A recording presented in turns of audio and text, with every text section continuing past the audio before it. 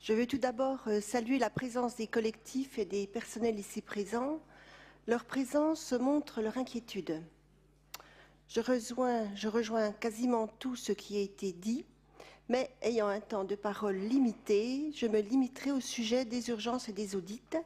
Simplement, pour en revenir à la question des GHT, je remarque qu'aujourd'hui, et c'est une nouveauté, les GHT ont pour mission d'absorber les hôpitaux de proximité. Le PRS, monsieur le directeur, que vous venez de nous présenter, préconise la fermeture du service des urgences de l'hôpital de Gré, tout comme celle des hôpitaux de proximité de Bourgogne-Franche-Comté, soit 6 établissements, et leur transformation en centre de consultation non programmée. Et ce, au mépris du personnel et des patients, qui se manifestent depuis de très nombreux mois, à l'heure où de toutes parts dans le pays gronde la colère des soignants, celle des élus des territoires, où les services publics sont supprimés, où les EHPAD et l'hôpital révèlent le malaise grandissant de l'organisation du système de soins en France.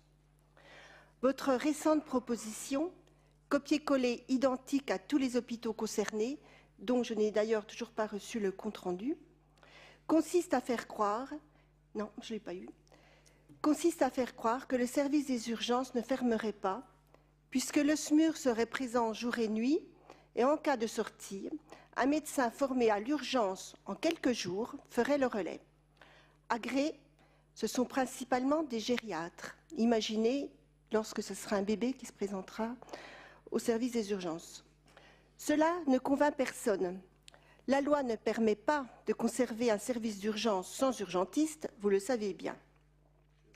C'est donc bien d'un centre de consultation non programmé qu'il s'agit, sans obligation de continuité de service, avec impact direct sur la structure de l'hôpital, puisque c'est de sa fermeture qu'il s'agit, ou de sa transformation en centre de long séjour que vous préparez ainsi. Le service des urgences n'est pas seulement la porte d'entrée de notre hôpital de proximité, mais un facteur essentiel de l'existence de celui-ci. Sa fermeture aura non seulement un retentissement négatif sur l'environnement médical, psychologique, social et économique du bassin grélois, mais aussi une destruction de l'égalité d'accès aux soins que la République doit à ses citoyens au nom de l'égalité et de la fraternité. Sa fermeture contribuerait, si elle était mise en place, à désorganiser la bonne prise en charge des urgences préhospitalières. Ce sont les patients qui subiront les nouvelles contraintes imposées par cette fermeture, et notamment ceux qui présentent les pathologies les plus lourdes. À cette décision s'ajoute un second audit en 3 ans pour pallier le déficit.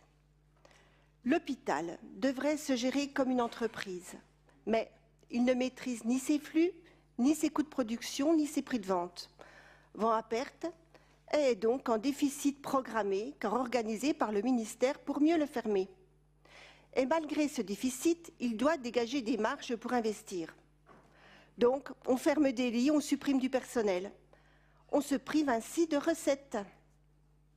Pour Gré, ce sont 18,5 temps plein supprimés cette année, nous ne sommes qu'au mois d'avril, et 18 lits fermés, alors que l'audit en préconisait 18. De 54 lits en médecine et SSR, il nous en reste plus que 38. 8 SSR, 30 médecines. Au total, vous êtes assis, 32 lits fermés en 2 ans. Alors que des patients sont sur des brancards, alors que l'hôpital ne peut satisfaire les demandes d'hospitalisation. Vous essayez vraiment de nous achever. Alors, nous vous disons non. Mais nous sommes des élus responsables. Aussi, nous proposons, et ce en lien avec la communauté médicale de l'établissement de Gré, la création de 40 lits d'aval, SSR, qui ne nécessitent pas de travaux, puisque nos chambres sont là, elles sont vides, proches du plateau de rééducation. Et ça, c'était promis par votre prédécesseur, comme quoi les promesses, et ce, afin d'assurer la prise en charge adéquate des malades et de générer au contraire des recettes. En ce qui concerne les urgences, Notre service fonctionne avec 3 urgentistes en permanence la journée. Eh bien, la communauté médicale vous propose une organisation avec 2 urgentistes. Vous voyez, nous faisons des efforts, c'est-à-dire un SMUR et un sur-site. Et pour conclure, je ne pense pas qu'en prenant les patients pour des clients, parce que c'est le terme qui est employé, qu'en pressant les équipes comme des citrons et qu'en ne respectant pas leur métier, qu'en exigeant des durées d'hospitalisation réduites, qu'on réglera le problème des finances de la France. Bien au contraire, car les effets induits de ces directives seront terribles. Et je vous informe que, présidente du Conseil de surveillance, je n'ai pas prévu de réunir cette instance pour l'instant, au vu de la situation actuelle. Nous ne sommes pas écoutés, les équipes sont méprisées et les patients sont bafoués. Et j'appelle mes collègues, présidents de conseil de surveillance, à en faire tout autant. Je sais bien que cela ne vous plaît pas, mais la situation est entre vos mains. La santé est un droit et certainement pas un privilège.